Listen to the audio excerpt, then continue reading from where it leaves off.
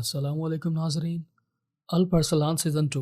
Volume 15 episode number 31 का आगाज़ कुछ इस तरह होता है। बाज़ंतीनी गवर्नर केका मनूस अक्सा खातून से बातचीत कर रहा होता है। जब तुमने मेरी गर्दन पर छुरी रखी थी तो तुमने तो मुझे तकरीबन डरा ही दिया था। मैं दिल ही दिल में सोच रहा था कि मेरी बेटी मुझे धोखा नहीं दे सकती,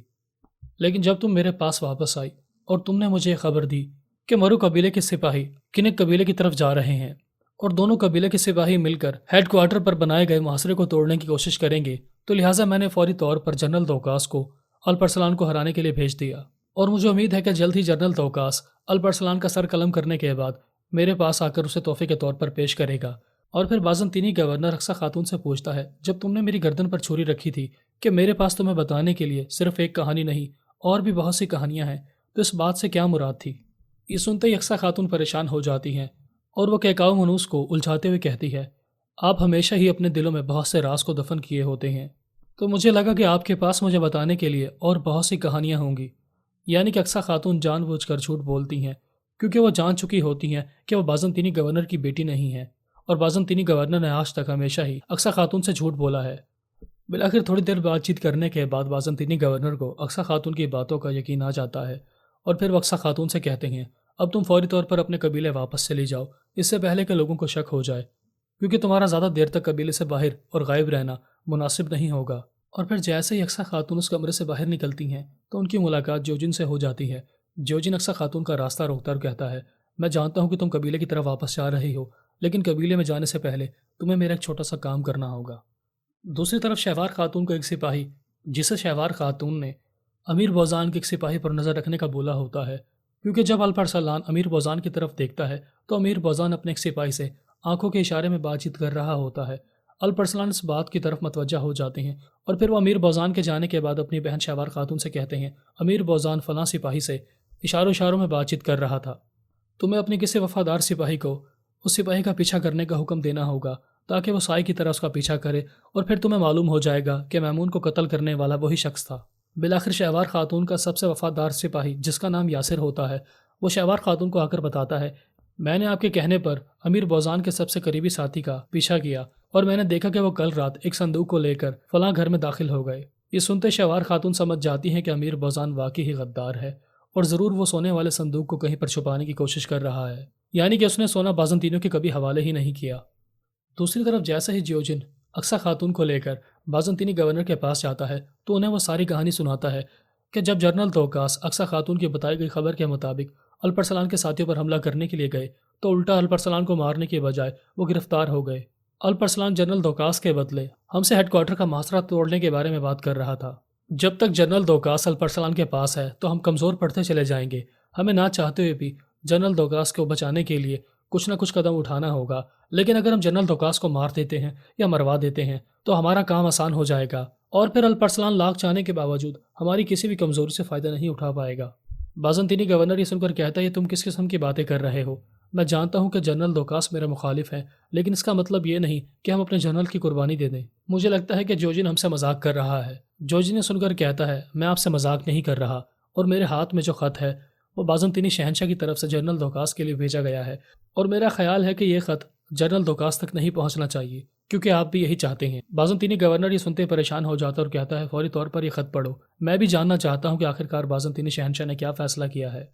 और फिर जैसे ही जोजिन बाज़ंतीनी गवर्नर को वो ख़त पढ़कर सुनाता है तो बाज़ंतीनी गवर्नर को अपने कानों पर यकीन नहीं आता और वो भी इस ख़त को पढ़ना शुरू हो जाता है। और फिर वो कहता है, लानत हो बाज़ंतीनी शहनशाह पर, वो भी जनरल दौकास का साथ देना चाहता है और वो मेरी कुर्सी पर जनरल दौकास को बिठाने वाला था। जोजिन ने सुनकर कहता है, यही मैं आपको समझाने की कोशिश कर रहा था। अगर अल्परसलान के हाथों जनरल दौकास का कत्ल हो जाता है तो इसका सारा इल्ज़ाम अल्परसलान पर आ जाएगा, और यूँ हम बाज़ंतीनी शहनशाह को ख़त लिखेंगे कि आपका ख़त मौसूल होने से पहले ही जनरल दौकास को अल्परसलान ने जहन्नुम वासिल कर दिया था। इस तरह हम एक तीर से दो निशाने लगाने में कामयाब हो जाएंगे, यानी कि हमारी जनरल दौकास से जान भी छुट जाएगी और यूँ हम हेडक्वार्टर का मुहासरा कभी नहीं तोड़ेंगे। और फिर बाज़ंतीनी गवर्नर जोजिन से पूछता है, तुम्हारे दिमाग में क्या चल रहा है? तुम जनरल दौकास को कैसे मरवाओगे? जोजिन ये सुनते ही मारिया की तरफ देखता है और वो कहता है, मैंने इस मसले का हल निकालने के लिए मारिया खातून को यहीं पर रुकने का इसलिए हुक्म दिया था क्योंकि वो हमारी मदद करेगी और जनरल दौकास को उसके अंजाम तक पहुंचाने में हमारे बहुत काम आने वाली है। ये सुनते ही अक्सा खातून परेशान होकर जोजिन की तरफ देखती है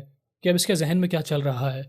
دوسری طرف جیسے ہی الپ ارسلان جنرل دوکاس کو قیدی بنا کر اپنے قبیلے میں لے آتے ہیں تو تمام لوگ یہ منظر دیکھنے کے بعد حیران اور پریشان رہ جاتے ہیں کہ یہ تو بازنطینی کمانڈر جنرل دوکاس ہے، آخرکار یہ ہمارے قبیلے میں کیا کر رہا ہے؟ اور الپ ارسلان نے بڑی بہادری سے اس کو پکڑا اور قیدی بنا لیا۔ اسی بات چیت کے دوران چاغری صاحب بھی نگاڑے کی آواز سن کر اپنے خیمے سے باہر آ جاتے ہیں، اور پھر الپ ارسلان جنرل دوکاس کی طرف دیکھتے ہوئے چاغری صاحب کو تمام کہانی سناتے ہیں کہ میں نے اسے واسپورا گان کے علاقے کے قریب سے پکڑا ہے جب یہ ہم پر گھات لگانے کے لیے بیٹھا ہوا تھا، اور میں نے اس کے بدلے جوجن سے ماسٹر کو پیچھے ہٹانے کے بارے میں بات کی، لیکن اس نے ہماری پیشکش قبول نہیں کی۔ اگر میں چاہتا تو اسے مار دیتا۔ جنرل دوکاس یہ سن کر کہتا ہے اگر تم مجھے مارو گے تو بازنطینی شہنشاہ تمہارے قبیلے کو آگ لگا دے گا۔ چاغری صاحب یہ سن کر مسکراتے ہیں اور جنرل دوکاس کو خوش آمدید کہتے ہیں، اور پھر چاغری صاحب اربس خان سے کہتے ہیں فوری طور پر رے کے سلطان کے پاس جاؤ اور ان کو تمام صورتحال سے آگاہ کر دو کہ جنرل دوکاس ہمارے پاس ہیں۔ اور پھر چاغری صاحب جنرل دوکاس کی طرف دیکھتے ہوئے کہتے ہیں میرے سپاہیوں اس کے ہاتھ کھول دو۔ تمام سپاہی سنتے پریشان ہو جاتے ہیں کہ یہ تو کافر ہے، اس کا کیا بھروسہ کہ ہاتھ کھولنے کے بعد یہ فوری طور پر چاغری صاحب یا الپ ارسلان پر قاتلانہ حملہ کر دے۔ لیکن چاغری صاحب کے کہنے پر جنرل دوکاس کے ہاتھ کھول دیے جاتے ہیں، اور پھر چاغری صاحب اپنے سپاہیوں سے کہتے ہیں جنرل دوکاس ہمارے قبیلے میں مہمان ہیں، یہ بہت دور سے آئے ہیں، ان کے لیے کھانے کا انتظام کیا جائے۔ جنرل دوکاس سے سننے کے بعد کہتا ہے کیا تم تمام ترک قبیلے کے لوگ مذاق کرنا بہت پسند کرتے ہو یا پھر تم اچھا بننے کا صرف ناٹک کرتے ہو؟ دوسری طرف جیسا ہی شہوار خاتون اپنے سب سے وفادار ساتھی یاسر کے ساتھ اس کمرے میں پہنچتی ہیں تو وہ دیکھتی ہیں کہ سونے کے صندوق وہاں پر موجود ہیں، اور پھر جیسے ہی سونے کے صندوقوں کا کھولا جاتا ہے تو اس میں سونے کی اشرفیاں بھی موجود ہوتی ہیں، اور پھر شہوار خاتون کو الپ ارسلان کی تمام باتیں یاد آنا شروع ہو جاتی ہیں کہ مجھے امیر بوزان پر شک تھا، لیکن اگر امیر بوزان کی غداری تمہارے سامنے ظاہر ہو جائے تو تم امیر بوزان کو میرے حوالے کرو گی۔ لیکن شہوار خاتون جواباً کہتی ہیں یہ غزنی کی ریاست کا معاملہ ہے، اگر امیر بوزان غدار ہے تو اس کا فیصلہ میں کروں گی یا پھر ہمارے سلطان۔ بالآخر شہوار خاتون اپنے سب سے وفادار سپاہی یاسر کے ساتھ اس سونے کے صندوقوں کا معائنہ کرنے کے بعد وہاں سے چلی جاتی ہیں۔ جیسے ہی شہوار خاتون اور یاسر وہاں سے جا رہے ہوتے ہیں تو اسی دوران کرامتی سپاہی بھی وہاں پر پہنچ جاتا ہے اور وہ شہوار خاتون کو اس کمرے سے نکلتے ہوئے دیکھ لیتا ہے۔ تو دوسری طرف جوجن بازنطینی گورنر سے کہتا ہے کہ نستور کو دوسرا موقع دو، وہ اس بار جنرل دوکاس کو مار ڈالے گا۔ بازنطینی گورنر کے اکاؤ منوسی سن کر کہتا ہے نہیں، میرے بابا جان کہا کرتے تھے کہ ہر کسی کو صرف ایک ہی موقع دینا چاہیے، دوسرا موقع دینا بے وقوفی ہے، لہٰذا نستور دوسرا موقع حاصل کرنے کا حق کھو چکا ہے۔ اب یہ کام میں ماریا یا پھر الپاگوت کی جوڑی کو سونپوں گا۔ اب یہ بات چیت جاری ہوتی ہے، اسی دوران غزنی کے سپاہی بازنطینی سپاہیوں کی لاشیں لے کر واسپورا کان کے قلعے میں پہنچ جاتے ہیں۔ وہ لاشیں دیکھ کر جوجن اور بازنطینی گورنر پریشان ہو جاتے ہیں کہ ہمارے سپاہیوں کا یہ برا حشر کس نے کر دیا۔ دوسری طرف چاغری صاحب جنرل دوکاس کو بڑی عزت کے ساتھ اپنے خیمے میں لے آتے ہیں اور کہتے ہیں تھوڑی دیر میں دسترخوان لگ جائے گا اور آپ جی بھر کر اپنا پیٹ بھر پاؤ گے۔ جنرل دوکاس یہ سن کر کہتا ہے کیا تم مجھ سے مذاق کر رہے ہو؟ میں جانتا ہوں کہ میں تمہارے لیے سودے بازی کا آلہ بن چکا ہوں۔ الپ ارسلان بھی میرے بدلے سودا کرنا چاہتا ہے اور رومن جیوجن بھی۔ آپ لوگ کیا سمجھتے ہیں کہ مرنا صرف آپ لوگوں کے لیے قابل فخر بات ہے؟ ایسا نہیں ہے، بلکہ میں بھی روم کی خاطر لڑ سکتا ہوں اور اپنی سلطنت کی بھلائی کی خاطر اپنی جان قربان کر سکتا ہوں، لہٰذا یاد رکھنا میں کبھی بھی ترکوں کے ساتھ ان کا معاون نہیں بنوں گا۔ چاغری صاحب بھی سن کر کہتے ہیں پریشان ہونے کی ضرورت نہیں ہے، فی الحال تو تم میرے خیمے میں ایک قیدی کی حیثیت سے نہیں بلکہ ایک مہمان کی حیثیت سے بلائے گئے ہو، لہٰذا اچھی بات کرو اور اچھا کھانا کھاؤ۔ جنرل دوکاس سے سن کر کہتا ہے کیا تم تمام ترک پاگل ہوتے ہو؟ پہلے تم ہماری سرزمینوں پر قبضہ کرتے ہو اور لوٹ مار کے دوران ہمارے بہت سے سپاہیوں کو جہنم حاصل کر دیتے ہو، اور بعد میں تم اپنے دسترخوان پر بٹھا کر رحم دلی کا ناٹک کرتے ہو۔ میں تمہارے اس مسکراتے چہرے سے کبھی بھی دھوکہ نہیں کھاؤں گا۔ جب بھی تم مسکراؤ گے تو مجھے اپنے شہید ہونے والے سپاہیوں کی یاد آئے گی اور وہ میرے دکھ کو تازہ کر دیتی ہے۔ چاغری صاحب یہ سن کر پھر سے مسکراتے ہوئے کہتے ہیں مجھے خوشی ہوئی کہ تم میرے بارے میں اتنا کچھ جانتے ہو، لیکن مجھے افسوس بھی ہے کہ یہ صرف سراسر ایک غلط فہمی ہے کہ میرا نام صرف بدنام کیا گیا ہے۔ چلو خیر کوئی بات نہیں، اگر تم مجھے بدنام ہی کرنا چاہتے ہو تو کر سکتے ہو، لیکن جہاں تک تم نے مجھ پر الزامات لگائے ہیں میں کچھ غلط فہمیوں کو دور کرنا چاہتا ہوں۔ میں نے تمہاری سرزمینوں پر قبضہ کیا، حملہ کیا، لیکن اس کے دوران میں نے تمہارے کسی بھی سپاہی پر ناانصافی نہیں کی ہے۔ میں نے تو بلکہ تمہاری سرزمینوں پر قبضہ کرنے کے بعد وہاں پر انصاف کو قائم کرنے کی کوشش کی ہے۔ جب میں نے تمہاری زمینوں پر غور و فکر کی تھی تو مجھے تمہاری سرزمین پر کوئی انسان نظر نہیں آیا، چاروں طرف لوگوں کے ساتھ زیادتی ہو رہی تھی، لوگوں کو مارا جا رہا تھا۔ تم لوگ تو اپنے لوگوں کو بھی ذبح کر ڈالتے ہو اور ٹیکس کے نام پر ان کی زندگیوں کو جہنم بنا ڈالتے ہو۔ نہ تو تمہاری کوئی طاقتور ریاست ہے اور نہ ہی تمہارا انصاف مضبوط ہے، بس چاروں طرف مارا ماری ہے۔ تو میں نے تمہاری سرزمینوں پر قبضہ کرنے کے بعد تم پر بہت بڑا احسان کیا ہے۔ مسلمانوں کے ساتھ ساتھ غیر مسلموں کے حقوق کا بھی خیال رکھا گیا ہے۔ حسن تابع سن کر کہتے ہیں میں چند چیزوں کی آج وضاحت کرنا چاہتا ہوں۔ جنرل دوکاس کی نظر میں ہم ظالم ہیں، ہم نے ان کے لوگوں پر ظلم و ستم کے پہاڑ توڑ دیے ہیں، لیکن تم بازنطینی لوگوں کا آپس میں کیا کہنا ہے؟ تم آرمنائی علاقے والے لوگوں کو تو جانتے ہی ہو، وہ بھی تمہارے جیسا مذہب رکھتے ہیں، یعنی کہ وہ لوگ بھی بازنطینی ہے، لیکن پھر بھی تم لوگوں نے ان لوگوں کا قتل عام کیا، یعنی کہ تم لوگوں نے تو اپنے لوگوں کو بھی نہیں بخشا، اور تم بات کرتے ہو کہ ہم ترک بہت ہی ظالم لوگ ہیں۔ جنرل دوکاس سے سن کر کہتا ہے کیونکہ وہ لوگ ہمارے گرجا گھر کو تسلیم نہیں کر رہے تھے، وہ لوگ اپنا گرجا گھر بنا کر عبادت کرنا چاہتے تھے،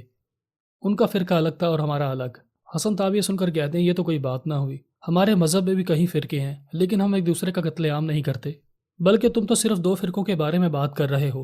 اور وقت گزرنے کے ساتھ ساتھ یہ نفرت کم ہونے والی نہیں ہے بلکہ بڑھ جائے گی، اور تم لوگ مزید فرقوں میں تقسیم ہو جاؤ گے، یعنی کہ تم لوگ ہمیشہ ہی سے دوگلے پن سے کام لیتے ہو۔ جنرل دوکاس سے سن کر حسن تابع سے کہتا ہے تو تم جہاد کی آڑ میں کیا کرتے ہو؟ ہمارے لوگوں پر ظلم کرتے ہو، ہماری سرزمینوں پر قبضے کرتے ہو، اور تم چاہتے ہو کہ دنیا میں صرف اللہ تعالیٰ کا نام رہے، لیکن تم لوگ اللہ تعالیٰ کا نام پھیلانے کی بجائے اپنی حکمرانی کرنا چاہتے ہو۔ حسن تابع جواباً کہتے ہیں ہاں ہم لوگ جہاد کرتے ہیں اور اللہ تعالیٰ کا نام پوری دنیا میں پھیلانا چاہتے ہیں، لیکن ہمارا مقصد ظلم اور زیادتی نہیں ہے، ہمارا مقصد یہ ہے کہ مظلوموں کی ڈھال بنی جائے۔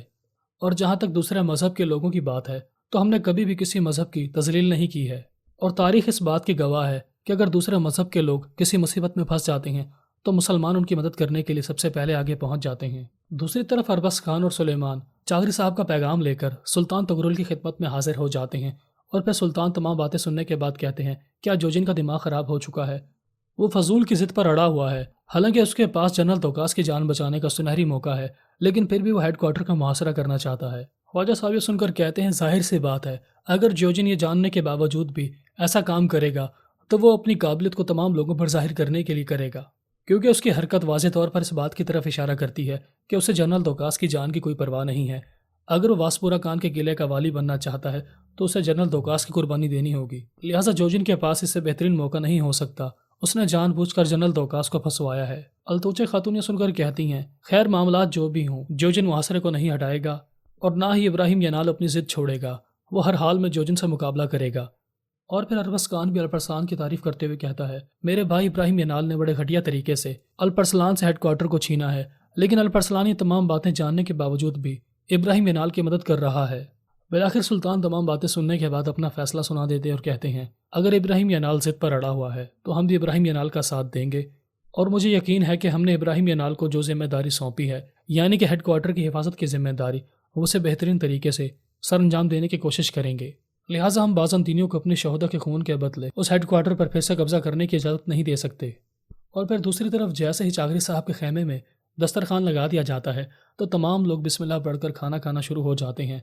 سوائے جنرل دوکاس کے، اور پھر چاغری صاحب مسکرا کر جنرل دوکاس کی طرف دیکھتے ہوئے کہتے ہیں پریشان ہونے کی ضرورت نہیں ہے، ہم نے کھانے میں کوئی زہر نہیں ملایا، ہم جسے مارنا چاہتے ہیں اسے میدان جنگ میں مردوں کی طرح مقابلہ کر کے مارتے ہیں، پیٹھ پیچھے وار نہیں کرتے۔ اگر الپرسلان تمہیں مارنا ہی چاہتا تو وہ کب کا تمہارا سر قلم کر چکا ہوتا، وہ اپنے فیصلے کے لیے تھوڑی دیر بھی نہ رکتا، لہٰذا تم سکون کے ساتھ کھانا کھا سکتے ہو، تم کافی دیر سے بھوکے ہو۔ بالآخر جنرل دوکاس کو چاغری صاحب کی باتوں کا یقین آ جاتا ہے تو وہ کھانا کھانا شروع ہو جاتا ہے، اور پھر وہ کھانا کھانے کے دوران چاغری صاحب سے کہتا ہے آپ مجھے اپنی جڑوں کے بارے میں بتائیں اور میں آپ کو آپ کی شاخوں کے بارے میں بتاؤں گا۔ چاغری صاحب یہ سن کر مسکراتے ہیں اور تمام پرانی باتوں کو یاد کرنا شروع ہو جاتے ہیں کہ ہمارے آباء و اجداد نے کس طرح بڑی بڑی ریاستوں کو گھٹنے ٹیکنے پر مجبور کر دیا، اور پھر تمہیں وہ قصہ تو یاد ہی ہوگا کہ جب ہم نے ایک پادری کے ذریعے ایک خط بھیجا تھا